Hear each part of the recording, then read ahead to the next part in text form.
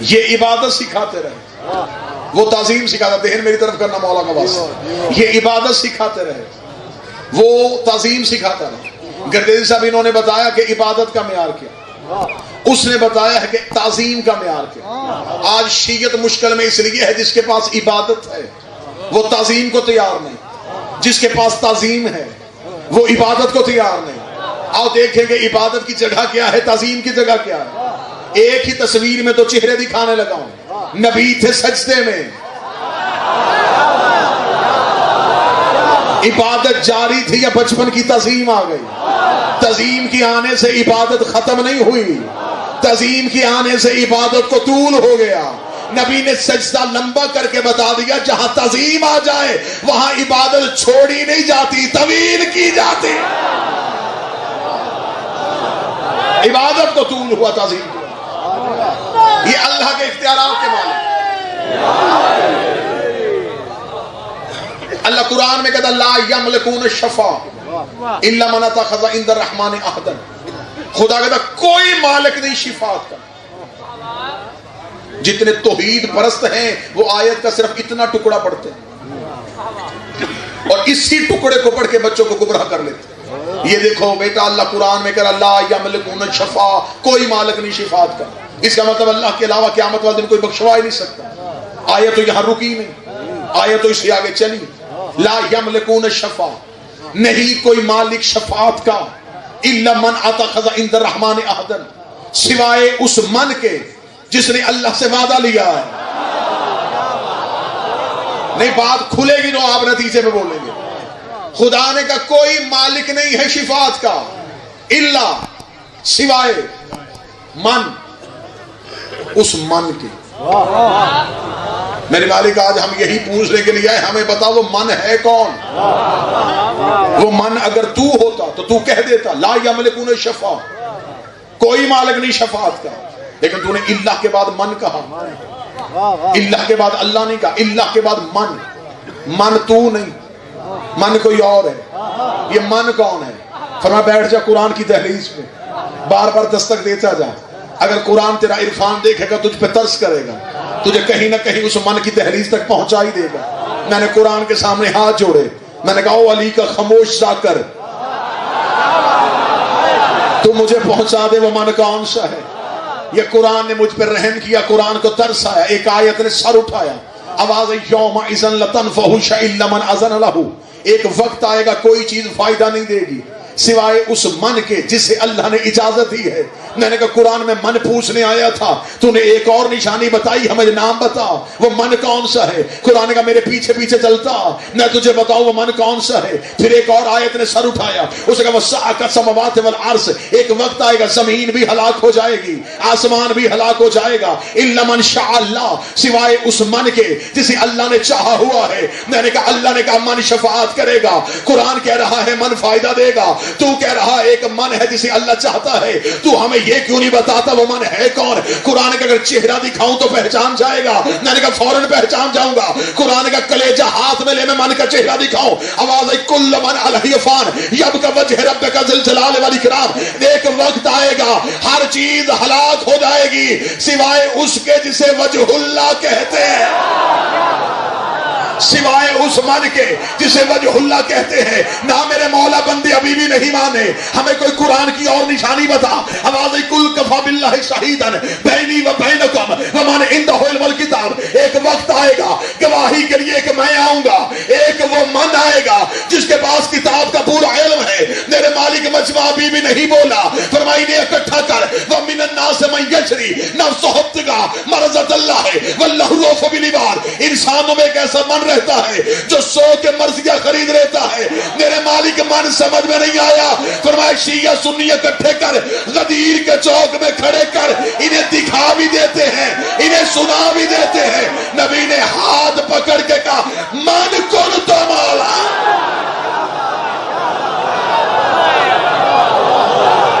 یہ ہے وہ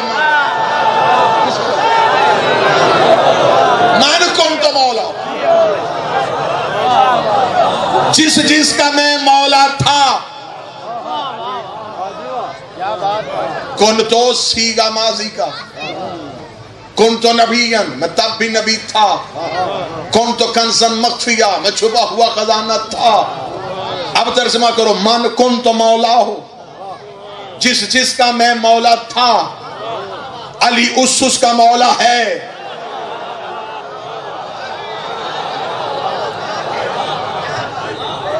ولایت پڑھنا گالی دینے کا نام نہیں، دلیل دینے کا نام۔ جس کا میں مولا تھا، اس کا علی مولا ہے۔ اب یہ قرآن سے پوچھو کہ نبی کس کا مولا تھا؟ اتنی غیر ضروری ہوتی علی کی ولایت تو نبی بھی ایک جملہ کہہ کے گزر جاتا۔ 3.5 گھنٹے تقریر کی علی کی ولایت پہ، غدیر کے چوک میں سخت ترین گرمی میں۔ مجمع خاموش ہو گیا، میں جملہ بدلنے لگا ہوں۔ بانی لا الہ الا اللہ تھا، ذاکر محمد رسول اللہ تھا، موضوع علی ولی اللہ تھا۔ 3.5 گھنٹے غدیر کے تپتے ہوئے صحرا میں علی کی ولایت میں تقریر ہوئی، ممبر پالان کا۔ اکثر ممبر پہ ذاکرین سے سنتا ہوں کر دیتے ہیں کہ جی رسول نے ان کے پلان اتروا لیے جن کے بھاگنے کا خطرہ تھا۔ قطن یہ غلط ہے، ان لوگوں کے پلان تھے ہی نہیں۔ شریعت کا مسئلہ ہے، غصبی مسلح پہ نماز نہیں ہوتی۔ جو بول سکے وہ زحمت فرمائے۔ چھینے ہوئے پلان پہ محمد کے قدم کیسے آتے؟ پلان تھے لیکن ہر اس صحابی کے جس کے دل میں علی پہلے سے تھا۔ حذیفہ کا پلان، مقداد کا پلان، کمبر کا پلان، سلمان کا پلان پہ نبی اٹھے۔ 3.5 گھنٹے علی کی ولایت میں خطبہ دیا، علی کی ولایت کو واجب کیا، ہاتھوں سے پکڑ کے علی کو بلند کر کے دکھایا۔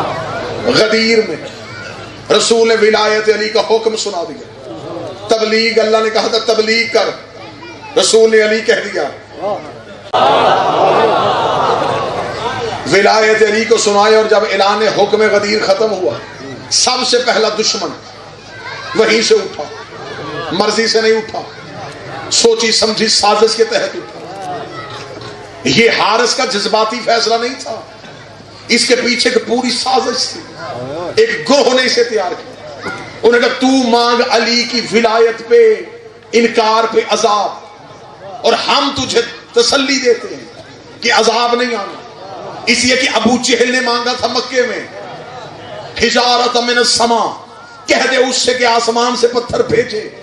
اسی نبی نے مانگا تھا، آواز آئی تھی ان کان لیعذبہم وانت فیہم، وہاں عذاب نہیں آتا جہاں تو ہو۔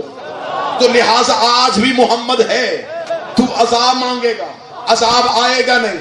ہم علی کی ولایت کو یہی ختم کر کے چلے جائیں گے، تو نے عذاب مانگنا ہے، اور جہاں محمد ہو وہاں عذاب نہیں آتا۔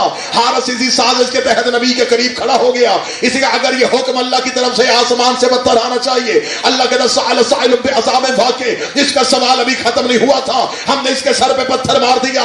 نبی نے منہ آسمان کی طرف کہا میرے اللہ، ابو جہل تو تیرا بھی منکر تھا، تو نے وہاں عذاب نہیں بھیجا، اس میں عذاب کیوں بھیج دیا؟ تو میں دنیا کو منوانا چاہتا ہوں، وہ لا الہ کا منکر تھا، یہ علی ولی اللہ ہے۔ ولایت کا انکار، توحید کا انکار، علی ولی اللہ کا انکار، توحید کا انکار۔ اس نے علی کا انکار نہیں کیا، اس نے توحید کا انکار کیا۔ آپ بھول گئے جملہ، جہاں سے یہ چلے جائیں وہاں سے توحید چلی جائے۔ اس نے انکار ولایت نہیں کیا، اس نے انکار توحید کیا۔ اب اس پہ عذاب آئے گا کیونکہ اس نے علی کی ولایت کا انکار کیا۔ میرے سامنے محترم مجمع ہے، میں مجلس بھی پڑھ رہا ہوں اور چہرے بھی پڑھ رہا ہوں۔ اب مجھے بول کے بتائیے گا، یہ جو حارث کے سر پہ پتھر لگا تھا، یہ زمین سے ابھر کے لگا تھا؟ کہاں سے آیا تھا؟ آسمان سے۔ آسمان پہ پتھر کا کیا کام؟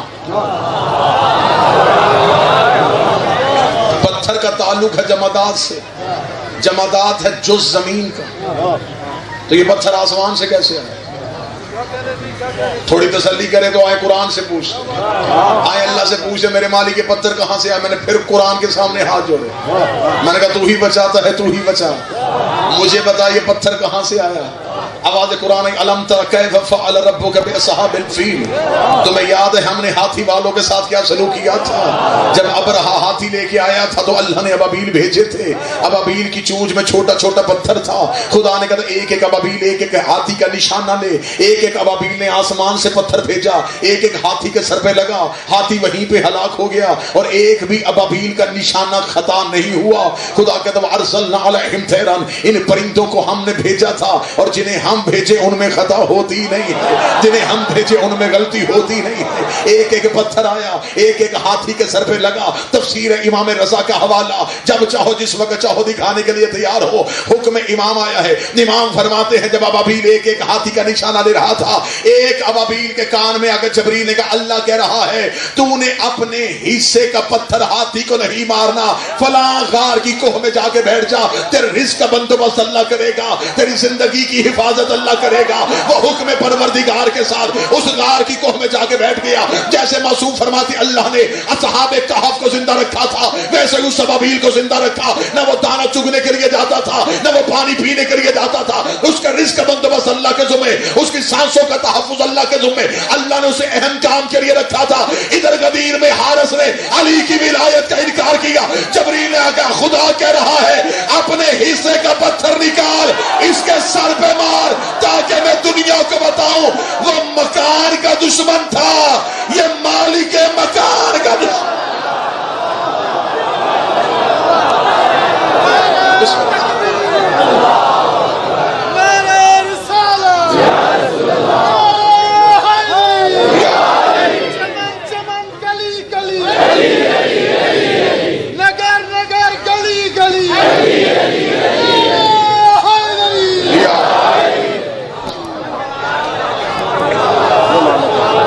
یہ علی کی ولایت کا منظر.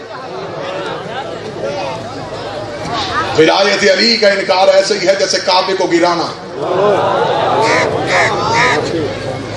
مرکز عبادت گراؤ گے اگر علی کو چھوڑو. علی ولی اللہ کا اقرار ہر عبادت کا اقرار. میں ممبر پہ ہوں, وضو ہوں, مباہلہ چاہو, مناظرہ چاہو, ہر جرم معاف ہے. ولایت علی کا انکار وہ جرم ہے جس کی معافی نہیں.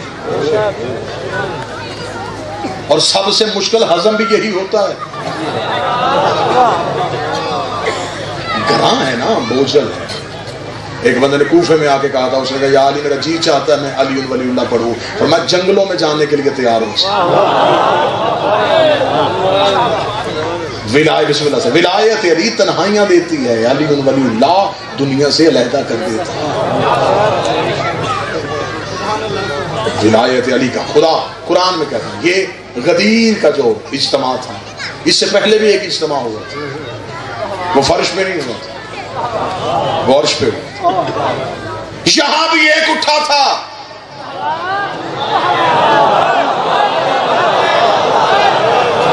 وہاں بھی ایک اٹھا تھا. اب مجھے جملہ پڑھنا ہے اور چہرے بھی پڑھنے. وہ بھی نمازی تھا,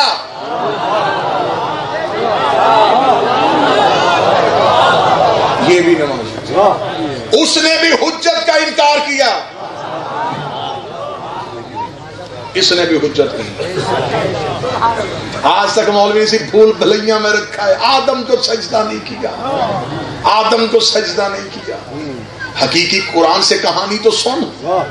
خدا نے سجدے کا حکم کب دیا تھا؟ خدا نے آدم کا پتلا پہلے سے تھا, سجدہ نہیں تھا. سجدے کا حکم کب؟ فَإِذَا سَوَيْتُ وَنَفَخْتُ فِيهِ مِن رُوحِي فَقَعُوا لَهُ سَاجِدِينَ. جب میں آدم میں اپنی روح پھونکوں تو فوراً سجدہ کرنا. روح سے پہلے سجدہ نہ کرنا. سجدہ ہو جائے گا آدم کے پتلے کو, میں نے پتلے کو سجدہ نہیں کروانا. حیات القلوب میں علامہ مجلسی علیہ الرحمہ کہتے ہیں کہ حضرت آدم کا پتلا تیار تھا, عرش کے چوک میں پڑا تھا, فرشتے گزرتے تھے, سجدے کا حکم ہی نہیں تھا. حکم تب آیا جب روح گئی. میرے سامنے 35 بندے بیٹھے, بات تو آسان ہو گئی کہ سجدہ آدم کے بدن کو نہیں ہوا, سجدہ اس روح کو ہوا جو آدم میں گئی. اب بھی قرآن ممبر پہ لے کے آؤ, میں ممبر سے نیچے نہ اتروں جب تک ثابت نہ کروں. آؤ قرآن سے پوچھے یہ روح کون سی تھی. آواز آئی یسألونک عن الروح, کہہ دو یہ روح اللہ کا امر ہے. یہ تجھ سے روح کے بارے میں پوچھتے ہیں, روح من امر ربی, یہ روح تیرے اللہ کا امر ہے. اس کا مطلب کہ سجدہ آدم کو نہیں, سجدہ اللہ کے امر کو ہوا تھا. شیطان نے انکار آدم کا نہیں اللہ کے امر کا کیا تھا.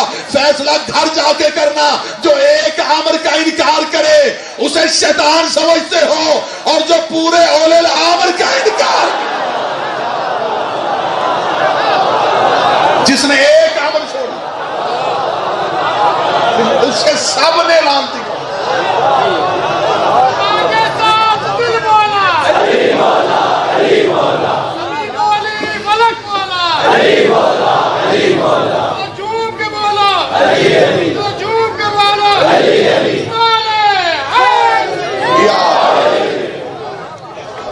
علی عامر نہیں, علی سب نے سجدہ کر دیا, سب سجدے میں جھک گئے. امر تھا, جھکنا تھا, سب جھک گئے, لیکن پھر سب نہ جھکے الا ابلیس, سوائے ابلیس کے. خدا نے کہا یا ابلیس و ما منعک ان تسجد لما خلقت بیدی, ابلیس تجھے کس نے منع کیا اسے سجدہ کرنے سے جسے میں نے اپنے دونوں ہاتھوں سے بنایا.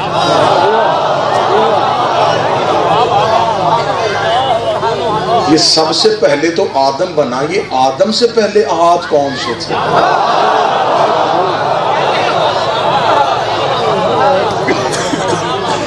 کس نے منع کیا؟ ارے یہاں پہ ایک بات ہے, ایک راز اور ہے, اور آپ کی سماعتیں اتنی بلند ہے کہ یقیناً وہ راز آپ کی امانت اور آپ کے حوالے ہونا چاہیے. خدا سب کچھ جانتا ہے, بے شک جانتا ہے. وہ پھر بھی ابلیس سے پوچھ لے, تو بتا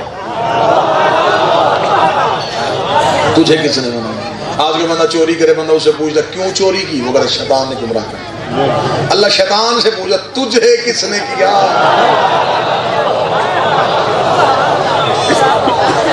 بھائی ابلیس سے پہلے تو کوئی ابلیس آ ہی نہیں. اشارہ لطف دلوانے کے لیے نہیں تھا, اس میں بھی راز ہے. یہ بات تو آپ مانتے ہیں نا کہ سب سے پہلا شر تو ابلیس کا, ابلیس سے پہلے شر تھا ہی نہیں, خیر ہی خیر, نور ہی نور. خدا ابلیس سے پوچھا تو بتا تجھے کس نے منع کیا, تاکہ جو وجہ بتائے گا وہ وجہ قرآن میں لکھوں گا, پھر پتہ پڑ چلے گا کہ یہ وجہ ابلیس کی ماں ہے. ابلیس مرضی سے ابلیس نہیں ہوا, ایک وجہ ہے جس نے ابلیس کو جنم دیا. خدا نے کہا بول منہ سے, اقرار کر, تاکہ میں قرآن میں پہلی ایف آئی آر کاٹوں.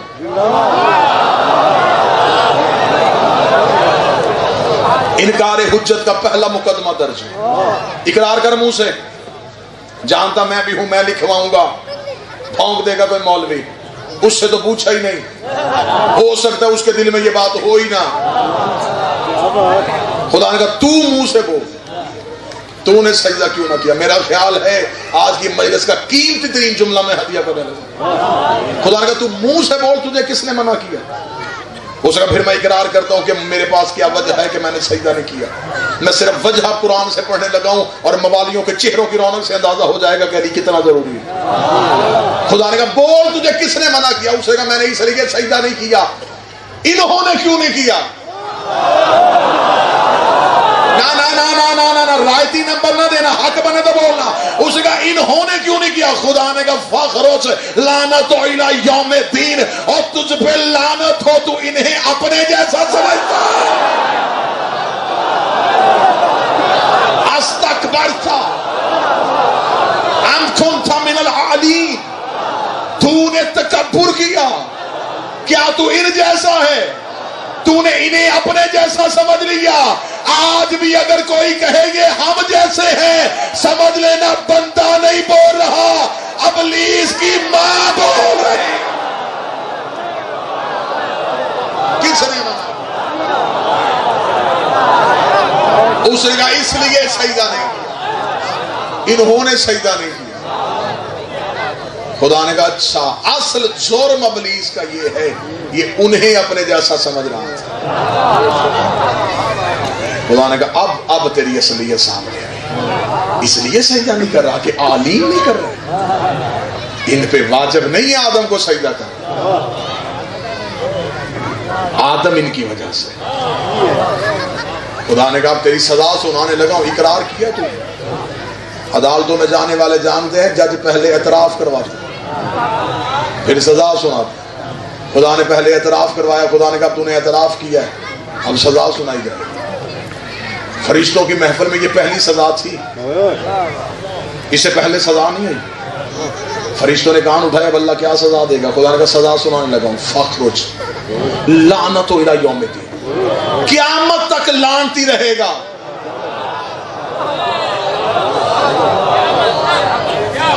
تو نے انہیں اپنے جیسا سمجھ لیا، اب تو قیامت تک لعنتی رہے گا، تجھ پہ قیامت تک میری لعنت رہے گی، مجمع بولے نہ بولے میں عقیدے کا وضو کر کے عشق کی نماز کی پہلی رکعت کا پہلا سجدہ کرنے لگا ہوں۔ میرے مالک تو غفور ہے، تو رحیم ہے، تو کریم ہے، تو نے تو قرآن میں کہا ہے غلطی کر کے معافی مانگو میں معاف کروں گا، آخری سانس تک میں توبہ کا دروازہ کھلا رکھتا ہوں۔ اس نے ابھی انکار کیا، تو نے ابھی سزا سنا دی، میرے مالک اسے سوچنے کی مہلت دے دیتا، ہو سکتا تھوڑی دیر بعد تیری بارگاہ میں واپس آتا، آ کے کہتا میرے پروردگار میں نے سوچا میں غلطی پہ تھا، مجھے معاف کر دے، تو رحیم ہے، تو رحمان ہے، تو نے معافی کی مہلت کیوں نہ دی؟ خدا نے کہا یہ بھی دلیل سنتا تھا معافی کی مہلت میں نے اس لیے نہیں دی، حجت بھی پہلی تھی منکر بھی پہلا تھا، حجت بھی پہلی تھی منکر بھی پہلا تھا۔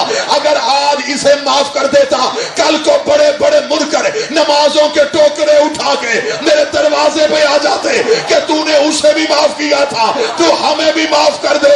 میں دنیا کو بتانا چاہتا ہوں میں ہر جرم معاف کر سکتا ہوں، ولایت کا جرم معاف نہیں۔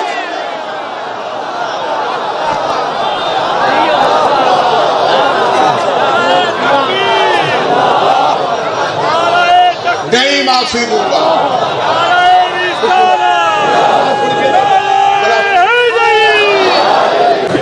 انکار ولایت امیر و سو تو جو رکھی گا سمجھ موضوع کی سنجیدگی کو ایک لمحے کے لیے ضائع نہیں۔ میں ملت کو پیغام دینا چاہ رہا ہوں، آج کا دور بڑا خطرناک ہے، حملہ عقیدے پہ اندر سے باہر سے، گھر جلوا دینا، بچے مروا دینا، علی نہ چھوڑنا، علی کو تنہا نہ کرنا۔ آج بھی مظلوم علی کو تنہا نہ کرنا۔ خدا نے کہا فخروز نکل، لعنت ہے تجھ پہ، تو نے انکار ولایت کر، بارگاہ توحید کے دروازے پہ کھڑا۔ خدا نے کہا جا کیوں نہیں رہا؟ اسے کہا سجدے کیے ہیں، قیمت دے۔ وہ سجدے رائے گا تو نہ کر، کچھ نہ کچھ تو دے، کیا چاہتا ہے تو؟ اس کا دو چیزیں دے دے، طاقت دے دے، مہلت دے دے، جہاں چاہوں وہاں جاؤں، دوسرا مجھے موت نہ آئے۔ فرما دونوں چیزیں دے دوں تو کرے گا کیا؟ اسے کہا تیرا مقابلہ۔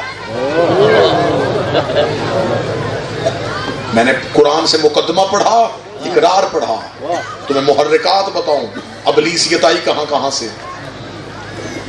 اس نے کہا مجھے طاقت چاہیے، مجھے مہلت چاہیے۔ خدا نے کہا طاقت بھی دوں گا، مہلت بھی دوں گا۔ اب کہہ دے اللہ سے کہ اپنے ہوتے ہوئے کسی اور کو کیوں بٹھا رہا ہے؟ اللہ کے ہوتے ہوئے شیطان طاقت لے لے، اس کی ربوبیت میں کوئی فرق نہیں آتا۔ علی کے آتے ہوئے 2-4 منکر حکومت میں چلے جائیں، علی میں بھی کوئی فرق نہیں آتا۔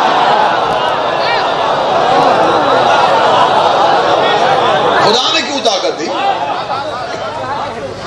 ہم پہ اعتراض کرتے ہو علی نے حکومت کیوں دی؟ خدا سے پوچھو اس نے حکومت کیوں دی؟ خدا کو خبر تھی سچا میں ہی ہوں۔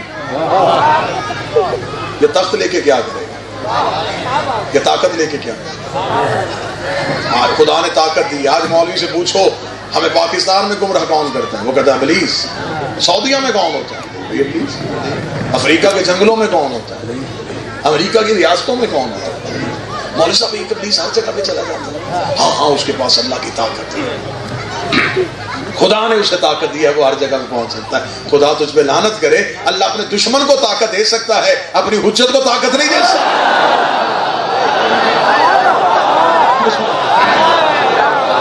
اس کا سب سے بڑا دشمن بخاری صاحب ہر جگہ پہ پہنچ سکتا ہے، تو جو اس کا نمائندہ ہے وہ ہر جگہ پہ کیوں نہیں جاتا؟ اگر ابلیس وہاں بھی گمراہ کرتا ہے، یہاں بھی گمراہ کرتا ہے، علی وہاں بھی مدد کرتا ہے، علی یہاں بھی مدد کرتا ہے۔ مولوی سے کوئی شیطان ہے جی ہے، نظر نہیں آتا، کہتے نظر نہیں آتا۔ اگر ہم کہنا جی ہمارا 12واں ہے تو کہتے نظر کیوں نہیں آتا؟ بھئی اگر کوئی غائب رہ کے گمراہ کر سکتا ہے تو کوئی غائب رہ کے ہدایت بھی کر سکتا ہے۔ یہ تو اللہ کے عدل کے خلاف ہے کہ وہ گمراہ کرنے والا تو رکھے، ہدایت کرنے والا نہ رکھے۔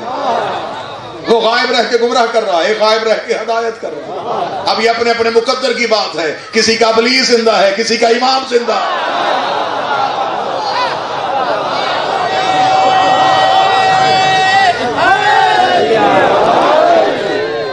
طاقت ہے اس کے پاس، مہلت ہے۔ نتیجہ ختم کروں گفتگو، بڑے مرکزی نتیجے پہ آ گئی۔ خدا نے کہا طاقت دوں، مہلت دوں، کرے گا کیا؟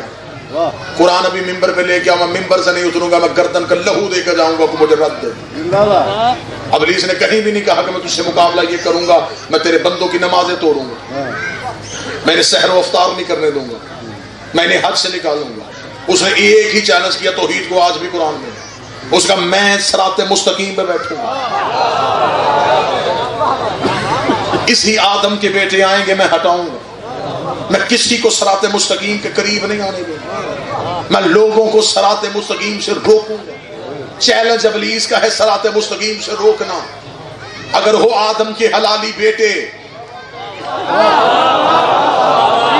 پھر اس نے کیا ہے ہمارے باپ کو چیلنج کہ میں تیرے بچوں کو صراط مستقیم سے روکوں گا۔ شیعہ سنی مولوی اکٹھے کر کے مجھے 10 منٹ کے لیے بادشاہی مسجد میں دو، میں ان کے سامنے ہاتھ مانگ کے پوچھوں مجھے اتنا تو بتاؤ یہ صراط مستقیم ہے کیا؟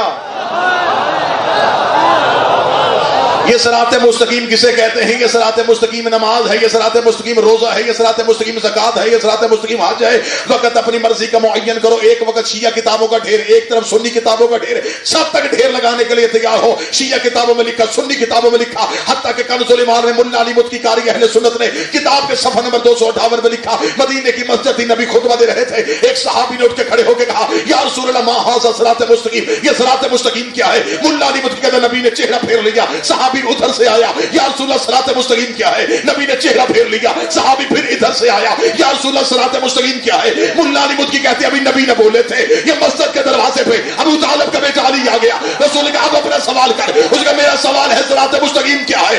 رسول نے اپنے دائیں ہاتھ کی انگلی کو علی کی جانب بڑھا کے 3 دفعہ کہا ھذا علی صراط مستقیم، ھذا علی صراط مستقیم، ھذا علی صراط مستقیم۔ اب مجمع چپ رہے یا بول پڑے؟ ابلیس نے کہا تھا میں بندوں کو صراط مستقیم سے روکوں گا، ہمیں ابلیس کا پروگرام پتا چل گیا، یہ بندوں کو لا الہ سے نہیں روکتا، علی ولی اللہ سے۔